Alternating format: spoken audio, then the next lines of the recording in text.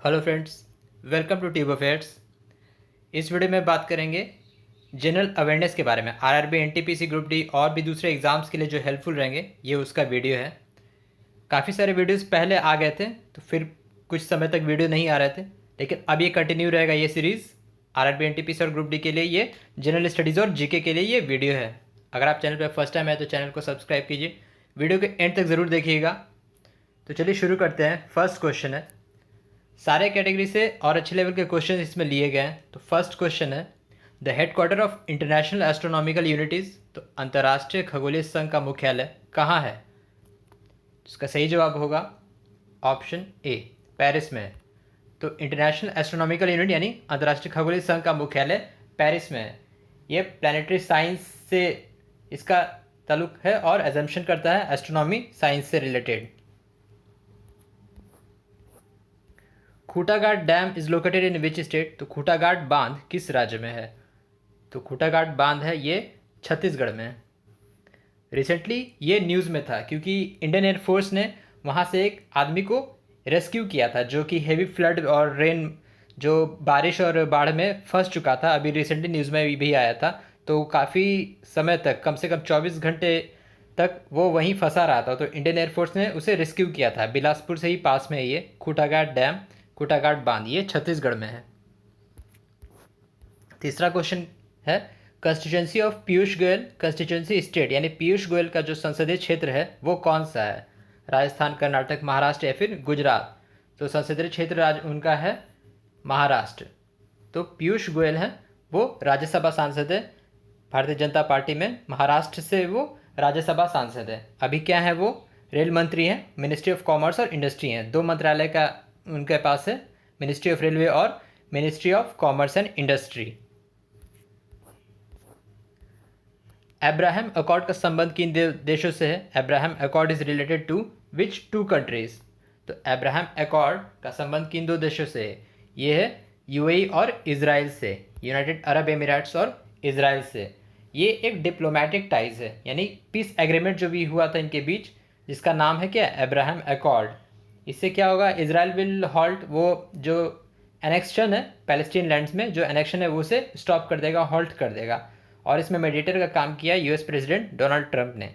तो यूएई और इजराइल के बीच जो एक पीस एग्रीमेंट है उसका नाम है Abraham accord. Antananarivo is capital which country? तो एंटानानारिवो किस देश की राजधानी है? ये है मेडागास्कर की राजधानी है। Antananarivo is the capital of which country? Madagascar. Lingaraj मंदिर किस राज्य में है? तो Lingaraj temple is in which state? ये है किस राज्य में है? ये है उड़ीसा में। तो लिंगराज टेम्पल जो है ये उड़ीसा में है। Dwijing festival celebrated in which state? तो द्विजिंग त्यौहार किस राज्य में मनाया जाता है? द्विजिंग त्यौहार मनाया जाता है असम में। असम में द्विजिंग फेस्टिवल ये एनुअल कल्चरल फेस्टिवल है जो कि एनी नदी पे, एई नदी के किनारे ये मनाया जाता है हर साल, ऑन द बैंक ऑफ एई नदी। ये असम में मनाया जाता है Dwijing festival, annual river festival है ये। The currency of Philippines, Philippines की मुद्रा क्या है? फिलीपींस की मुद्रा क्या है? ये है पेसो। फिलीपींस की मुद्रा है पेसो। आप कमेंट बॉक्स में बताइए फिलीपींस की राजधानी क्या है। फिलीपींस में एक और इम्पॉर्टेंट हेडक्वार्टर है एशियन डेवलपमेंट बैंक, एडीबी का भी हेडक्वार्टर है फिलीपींस में। वर्ल्ड प्रेस फ्रीडम डे यानी विश्व प्रेस की आज़ादी दिवस कब मनाया जाता है? तो वर्ल्ड प्रेस फ्रीडम डे ये मनाया जाता है 3 मई को हर साल। तो जर्नलिज्म विदाउट फियर इस बार का थीम था, जर्नलिज्म विदाउट फियर।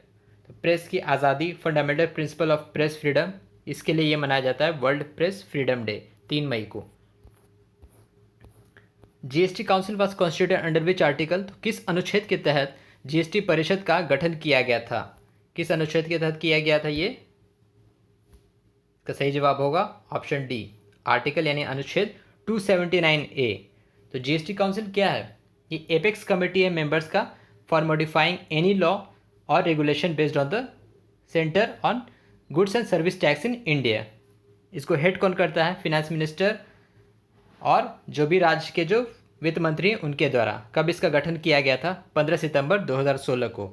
और जीएसटी डे कब मनाया जाता है? ये मनाया जाता है 1 जुलाई को। तो अनुच्छेद आर्टिकल 279A के तहत जीएसटी काउंसिल का कंस्टिट्यूट किया गया था। ऑथर ऑफ द बुक बालवा, तो पुस्तक बालवा के लेखक कौन है? पुस्तक बालवा के लेखक हैं ऑप्शन ए मुख्तार अब्बास नकवी। तो ministry of minority affairs, Mukhtar Abbas Naqvi ये हैं पुस्तक बालवा के लेखक। How many Padma Shri award given in 2020? तो इस साल कुल कितने शख्सियत को पद्मश्री पुरस्कार दिया गया, टोटल अवार्ड दिया गया है पद्मश्री पुरस्कार? ये दिया गया कुल 118 लोग, 118 को। तो जो हायर सिविलियन अवार्ड होता है पद्म विभूषण, पद्म भूषण और पद्मश्री, तो पद्मश्री जो दिया गया वे 118 को दिया गया, पद्म विभूषण 7 लोगों को शख्सियत को दिया गया था और पद्म भूषण दिया गया था 23 लोगों को और पद्मश्री दिया गया 118 लोगों को। सुल्तान ऑफ जौहर कप का संबंध किस खेल से है? सुल्तान ऑफ जौहर कप इसका संबंध है हॉकी से। तो एनुअल हॉकी टूर्नामेंट होता है, मेंस हॉकी टूर्नामेंट जो होता है हर साल, ये Sultan of Johor Cup hockey से संबंधित है। Batholiths are landform created by, तो अर्धशैल किसके द्वारा निर्मित भू आकृतियां हैं? तो बैथोलिथ्स जो होता है फॉर्मेशन वो किसके द्वारा होता है? वो होता है वोल्केनिक एक्टिविटीज़ के द्वारा, यानी ज्वालामुखी गतिविधियों के द्वारा जो बनता है बैथोलिथ्स, उसको हम कहते हैं। ये क्या है? एक तरह का लार्ज मास है इंट्रूसिव इग्नियस रॉक का। तो कि वोल्केनिक एरप्शन जो भी गतिविधियाँ एक्टिविटीज़ होती है उसके बाद जब मैग्मा ठंडा हो जाता है तो ये बन जाता है batholiths. There is no vaccine for which of the following hepatitis, तो किस हेपाटाइटिस के लिए अभी तक कोई टीका का निजात नहीं हुआ है? तो कौन से हेपेटाइटिस के लिए अभी तक कोई वैक्सीन नहीं बना है? तो ये है ऑप्शन बी हेपाटाइटिस सी। तो हेपाटाइटिस की जो अलग अलग कैटेगरी होती है, D, hepatitis A, hepatitis B, इनका वैक्सीन बन चुका है पर हेपाटाइटिस सी का अभी तक वैक्सीन नहीं बना है। The number of Lok Sabha seats from UPR, तो उत्तर प्रदेश से लोकसभा में कुल कितने संसदीय क्षेत्र हैं? तो कुल संसदीय क्षेत्र उत्तर प्रदेश से कितने हैं? ये टोटल है 80। तो 80 हैं Lok Sabha seats in from UP. Uttar Pradesh से जो लोकसभा में सीट्स है वो टोटल है 80। कोरोंडम इज एन ओर ऑफ, तो कोरोंडम किसका अयस्क है? कोरोंडम किसका अयस्क है? सिल्वर, आयरन, कॉपर या फिर एल्युमिनियम? तो ये है एल्युमिनियम का। तो एल्युमिनियम जो कोरोंडम है ये क्रिस्टलाइन फॉर्म है किसका? एल्युमिनियम ऑक्साइड का, Al2O3 का ये क्रिस्टलाइन फॉर्म है।